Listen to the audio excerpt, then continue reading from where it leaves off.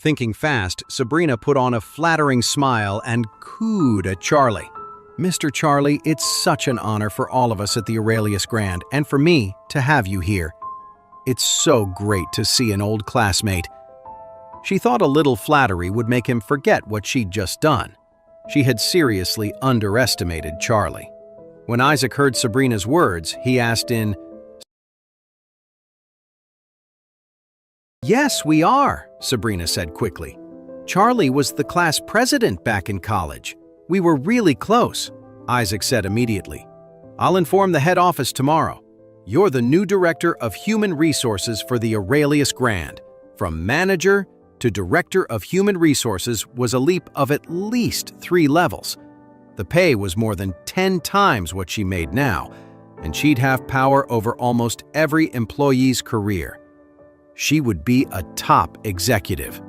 When Sabrina heard this, she was so excited she nearly fainted. Just then, Charlie said, coldly, "Mr. Craven, do you know what my relationship with Sabrina is really like?" Isaac thought Charlie was unhappy with the promotion and immediately said, "If Mr. Charlie isn't satisfied, then we'll make Miss Sabrina the vice president." Charlie suddenly said, "Because I didn't have a membership card, I called Sabrina for help. But she humiliated me for no reason and even tried to have security beat me up more than once. And you want to promote her to vice president? What are you trying to do? Are you trying to go against me?" Hearing this, a chill went down Isaac's spine. His attempt to suck up had backfired spectacularly. His eyes, now full of rage, locked onto Sabrina. He snarled, "You dared to offend Mr. Charlie? Do you have a death wish?" Sabrina's legs gave out. She collapsed to her knees, groveling and crying, "Mr. Charlie, I was wrong." Isaac kicked her hard, sending her sprawling several feet away. He cursed, "You arrogant fool! Today, you're going to learn the price for messing with Mr. Charlie." He turned and shouted to the security guard beside him, "Drag her out of here!" After that, I want you to spread the word all over Auris Hill that no company is ever to hire her again. Sabrina, terrified, cried out, "Mr. Craven, I was wrong. Please forgive me." Isaac was furious. He shouted, "So now you know you were wrong! Where was this apology before? How could you think you could get away with offending Mr. Wade? If it weren't for Mr. Wade's presence, I would kill you myself." Sabrina broke down completely, sobbing. She dropped to her knees and crawled over to Charlie, banging her head on the floor over and over. "Mr. Wade, I was wrong. I'm so sorry. Please, for old time's sake, let this go." Charlie asked her coolly, "Sabrina, why did you insult me and my wife just a few minutes ago?" Sabrina wailed, "I was just confused. It's my fault. I have a big mouth. Please, forgive me." Charlie said, "I don't bother people who don't bother me, but if someone comes after me, I don't let it go." Then he scoffed, "You made your bed. Now lie in it." Isaac snarled, "You witch! You dare talk back to Mr. Wade? I'll shut that mouth of yours for good." Sabrina didn't dare to plead for mercy anymore. She just knelt there, weeping uncontrollably. Charlie didn't feel any pity for her. He just ignored her and said flatly to Isaac, "I want to talk to you about the Sky Garden. Let's go to your office." Isaac nodded quickly, saying respectfully, "Mr. Charlie, please come with me." Then he pointed at the nearby security guard and yelled, "Get her!" "Yes, Mr. Craven!" The security guard wouldn't dare to disobey. He nodded and immediately moved to grab Sabrina. Sabrina's wails filled the air, but Charlie paid her no mind. He followed Isaac, who was nodding and bowing the whole way, into the Aurelius Grand. As soon as they arrived at Isaac's office, Charlie got right to the point. "In a few days, it's my wedding anniversary. I want to reserve the entire Sky Garden. Is that possible? Isaac replied without a moment's hesitation. Mr. Wade, to be fair to all our premium members, the Sky Garden has never allowed private bookings. We don't even make exceptions for city officials. But for you, whatever you need. If you wanted, we would reserve the garden for you and you alone, forever. Charlie said calmly, "That won't be necessary. Just for the anniversary is fine. Also, I'll need your help to prepare a little surprise for my wife." Isaac said at once, "Mr. Wade, don't you worry. I and the entire staff of the Aurelius Grand is at your command." Charlie had settled things at the Aurelius Grand. On the bus ride home, he noticed that almost every other passenger was on their phone, scrolling through social media. And to his surprise, they were all watching the same video. It was the viral video of someone throwing $13 million in cash at Rare Earth. The video was shot from the perspective of Steven's entourage. It showed a fleet of top-of-the-line luxury cars, a dozen security guards in black suits carrying black briefcases, and $13 million in cash being dumped on the floor. It was a humiliating spectacle for the sales manager, who had nowhere to hide as the whole thing was posted online. But the video never showed a clear shot of Charlie's face. The clip went viral all over Oris Hill. Everyone was wondering who this mysterious hero was. Girls everywhere were having their own Cinderella fantasies, dreaming of meeting this low-key Prince Charming. Charlie watched it a few times to make sure he couldn't be recognized. Satisfied, he finally relaxed and went home. When he got there, the house was filled with joy. Clare had landed the contract from the Mrand Group and was going to be made the director of the Wilson Group. Her parents were ecstatic, even crying with joy. After being looked down on by the Wilson family for so many years, she could finally hold her head high. With his in-laws so happy, even the sight of Charlie didn't seem to annoy them as much as usual.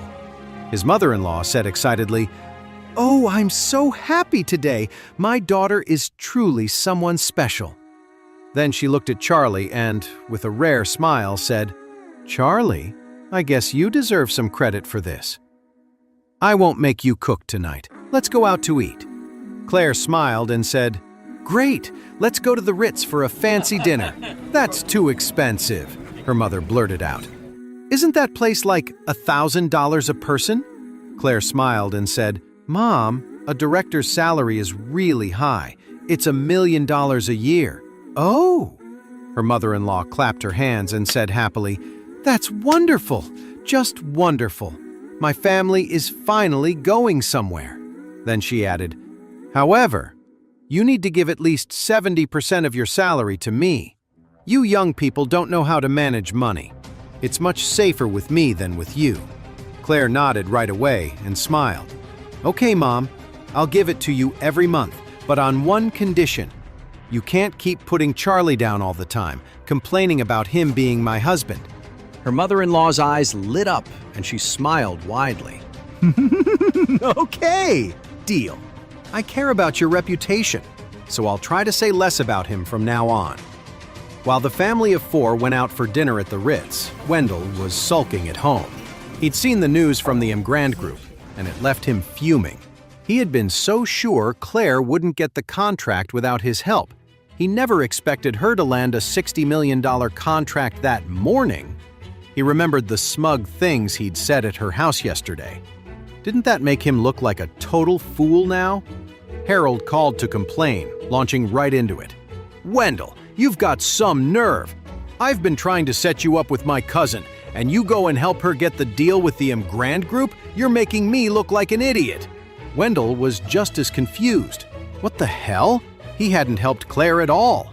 Then Harold asked, "Wendell, tell me the truth. Did you sleep with my cousin?" Wendell was too embarrassed to deny it. If he admitted he had nothing to do with any of it, he'd be admitting he was completely useless. So he just mumbled, "Yeah, sorry, Harold. I'll make it up to you, I promise." "I knew it," Harold sighed, then quickly asked, "So, Wendell, was my cousin still, She never let that loser husband of hers touch her. You really hit the jackpot. A sick idea started to form in Wendell's mind. Perfect. Clare was still a virgin. He could spread a rumor that they'd slept together to drive a wedge between her and her husband. Thinking of this, he smirked and said to Harold, "Harold, you were right. It was incredible." Harold said, a little bitterly, "Well, you owe me now, Wendell. Don't forget about me." "Don't worry," Wendell agreed easily. Right after he hung up with Harold, Wendell's father called. As soon as Wendell answered, his dad blurted out, "Wendell, we have a problem. The Mrand Group just cut all ties with us. Have you pissed someone off recently?" Hearing this, a chill went down Wendell's spine. The Mrand Group had cut off all business with the Jones family? That meant the family was facing a massive loss. He blurted out, "What's going on, Dad?" "I haven't pissed anyone off lately. Have you?" Wendell's father said. Angrily, "Me neither. I've been at the office all week. I haven't gone out and made any enemies." Wendell said nervously, "Oh, Dad, you don't think the new chairman of the Mrand Group is shaking things up, do you?" "That's probably it," Wendell's father realized. "With the new chairman taking over, I haven't even had a chance to introduce myself. I've tried to set something up with that woman Doris a few times, but she just keeps saying their chairman isn't taking visitors." Wendell asked, "So what do we do?" His father thought for a moment. "Wait, that's right. The Wilson family is having a banquet tomorrow night. I heard they invited the chairman of the Mrand Group. We'll go and find a way to meet him there." "Okay," Wendell said immediately. "We'll go together tomorrow." The next day was the Wilson family's big night, and the entire family was buzzing with excitement. The news had been brewing all night. The Wilson family had not only landed the Mrand Group contract, but had also invited the chairman to their banquet. The story had spread all over Oris Hill. For the banquet, Charlie put on the best suit he owned and headed to the hotel. Just as he got out of his car at the hotel entrance, a luxury car screeched to a halt right in front of him. A moment later, Wendell stepped out, dressed in a designer suit, his hair perfectly styled. A valet immediately rushed over to greet Wendell. Wendell clearly saw Charlie too. A look of contempt crossed his face as he looked Charlie up and down and smirked. "Where'd you get the knockoff suit? You look ridiculous in it." Charlie asked calmly, "What's it to you?" The corner of Wendell's mouth curled into a sarcastic smirk. "You're right. You have nothing to do with me. But your wife? She has everything to do with me now." Charlie frowned. "What are you talking about?" The people nearby couldn't help but stop and watch. Since last night, a rumor had been making the rounds. According to the rumors, Clare was only able to win the Mrand Group's cooperation because she'd given herself to Wendell. Otherwise, with the reputation of her and the Wilson family, how could they have ever landed a deal with the Mrand Group? Now, it was all starting to make sense. Wendell saw the crowd gathering around them and said to Charlie, "So, what do you think the real reason is that she got that contract?" Charlie looked at Wendell and asked coolly, "And what reason is that?" Wendell's mouth curled into a smirk. "It was because of me, of course. Clare is my woman now, so I pulled some strings to help her get the deal with Mrand. If you know what's good for you, you'll divorce her. It's the right thing to do." Even though everyone nearby had already been gossiping, hearing Wendell say it so directly was still a shock. "Ha ha! So it was true. Clare had actually gotten the contract by sleeping with Wendell. Because of you?" Ha ha ha ha! Charlie didn't get angry. He just laughed and said, "You really think you're worthy?"